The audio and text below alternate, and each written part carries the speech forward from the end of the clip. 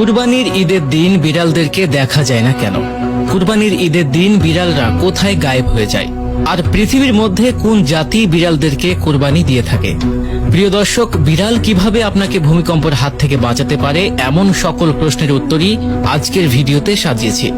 এছাড়াও আপনাদেরকে জানাবো যাদের ঘরে বিড়াল আছে বা যারা বিড়ালকে ভালোবাসেন তারা কিভাবে ব্রেন স্ট্রোক এবং হার্ট অ্যাটাকের হাত থেকে বেঁচে যান। আল্লাহ তাআলা বিড়ালকে কিভাবে সৃষ্টি করেছেন এ ব্যাপারে সুস্পষ্ট বর্ণনা রয়েছে, যেখানে বলা হয়েছে হযরত নূহ আলাইহিস সালামের উপর যখন সেই ভয়ঙ্কর তুফান এবং বন্যা নির্ধারিত হয়ে গিয়েছে, তখন সবাইকে নৌকা বানিয়ে নিজেকে এবং প্রত্যেক জীবজন্তু থেকে এক জোড়া করে নিজের নৌকাতে উঠিয়ে নিতে বললেন। তারপর হযরত নূহ আলাইহিস সালাম আল্লাহ তাআলার এই কথার উপর আমল করতে শুরু করলেন।